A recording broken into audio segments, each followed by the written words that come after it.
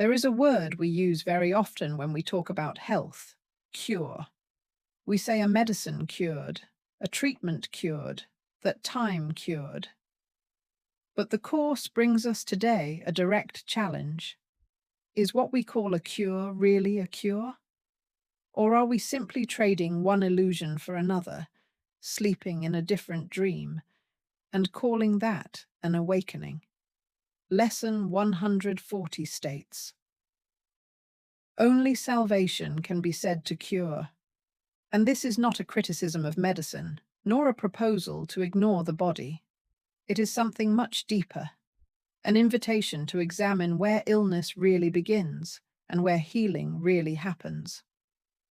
What the world calls a cure. When the body presents a symptom, the automatic response is to treat the symptom.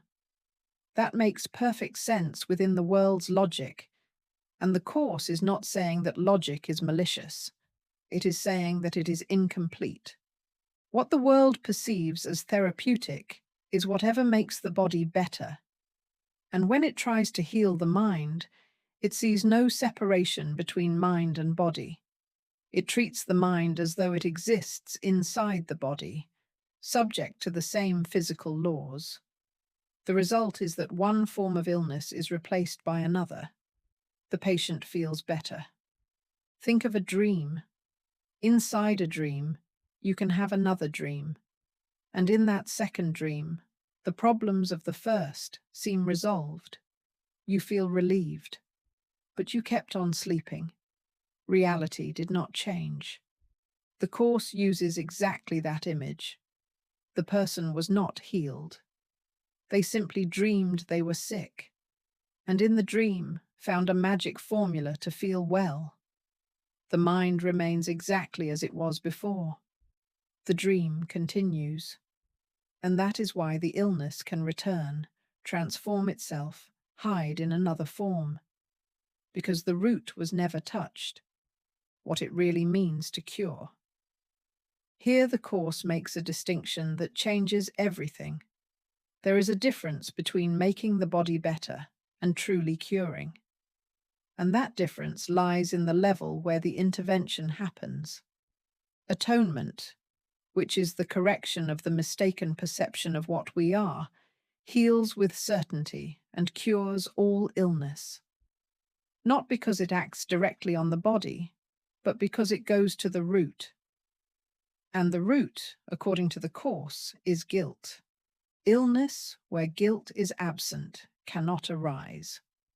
Because illness, at its deepest level, is another form of guilt. It is the mind that believes it has sinned, that feels unworthy, that carries the weight of having separated from God. And that weight expresses itself in the body, not as punishment, as the natural consequence of a belief the mind embraced. Atonement does not cure the sick in the sense of treating symptoms. It removes the guilt that makes illness possible. And then, nothing remains to which illness can return. That is what the Course calls true healing. The difference between happy dreams and ordinary dreams. The Course makes a distinction here that deserves attention. It speaks of two kinds of dream. The dreams of the world, where the mind sinks deeper into sleep, and the happy dreams the Holy Spirit brings. The dreams of forgiveness, those that atonement allows, do not induce another level of sleep. They are forerunners of the dawn. They announce that the light is coming. They lead from sleep to a gentle awakening, where dreams simply disappear. And that is why they cure, not just for a time, not just in this form, but completely and permanently. That is the difference the Course is pointing to. A treatment that acts on the body can bring relief within the dream, but the healing that comes from the Holy Spirit dissolves the entire dream. The thought that cures. The Course says there is a thought that cures, and it describes what that thought does, and what it does not do. It makes no distinctions among illusions. It does not evaluate whether this illness is serious or mild, whether this problem is real or imaginary, whether this form of suffering deserves more or less attention. Because for the mind that has truly understood what an illusion is, there is no larger or smaller illusion. All are equally false, and therefore all can be cured, not because they need to be treated one by one, but because none of them is real. This is what the Course calls an appeal to truth. It is not magic, not a formula you repeat so that something mysterious happens. It is the recognition that what is false cannot have a real effect on what is true. And when the mind anchors itself in that understanding, illusions lose their power to convince. Think of it this way. If you are watching a very convincing horror film and suddenly remember clearly that it is a film, the startle does not disappear instantly, but the deep fear does, because you returned to reality. The thought that cures works that way. It does not deny what seems to be happening. It simply knows what is real. One of the most important lines in this lesson is this: healing must be sought where it is, and then applied to what is sick. And where is it? In the mind, not outside, not in an external source that must be accessed with great effort. The Course says the Father placed the source of healing within us, no farther from us than ourselves.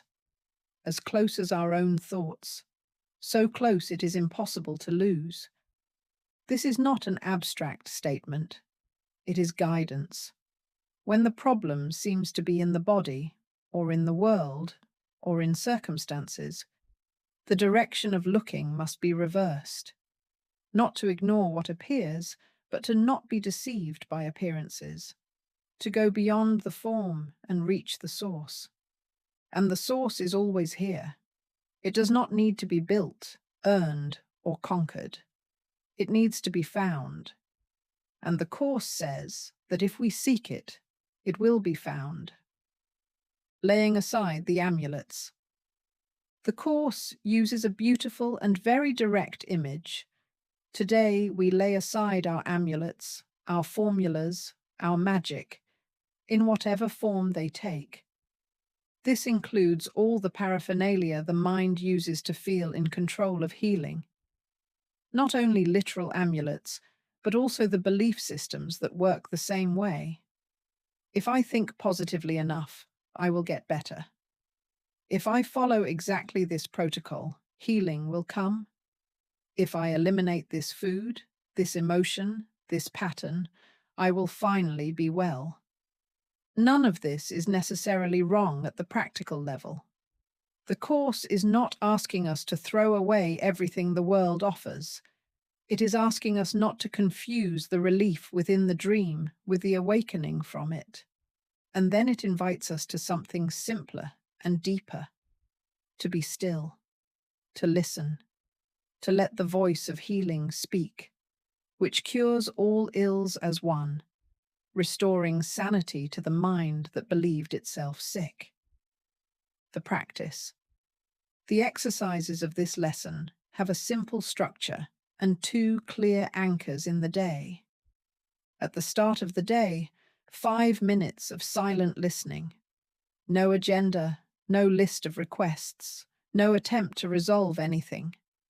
The only preparation is to lay aside the thoughts that interfere, not one by one, but all together, as a single noise that can simply be released. They are all the same. They all do the same thing. Pull the mind away from what is true. And at the end of the day, before sleep, another 5 minutes of the same listening. Throughout the day, at each hour, a 1-minute pause to repeat the central affirmation: only salvation can be said to cure, and to listen, in silence and in joy, to the answer that is already present. The Course asks for discipline here, not rigidity, but consistency. Not because mechanical repetition produces healing, but because the mind trained to return to truth frequently will gradually release the habit of returning to fear. This is how real transformation works, through the continuous practice of returning. There is no place where holiness is not. The Course closes the text of this lesson with a statement that deserves to be received carefully. There is no place where holiness is not, and therefore there is no place where sin and illness can dwell. This is not naivety. It is not denying that suffering seems very real.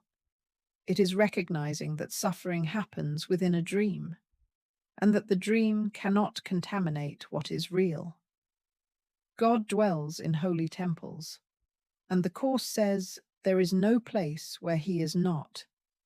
That means there is no place that is, in its essence, separate from holiness.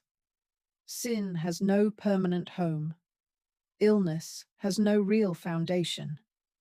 And when that understanding begins, not as an intellectual concept, but as a lived experience, even if only for moments, something shifts in the way the world appears. What seemed threatening loses weight. What seemed permanent begins to seem passing. And the healing the Holy Spirit brings does not need to fight against anything, because there is nothing real to fight against. This is the lesson that invites us to stop looking for healing in the wrong place, not because caring for the body is irrelevant, but because the root of the problem runs deeper than any external remedy can reach. The mind that brings its illusions to the truth is truly transformed. And there is no other real change but this. Today is the day healing comes. Today is the day separation ends, and we remember who we really are. Thank you very much. I'll see you in the next lesson.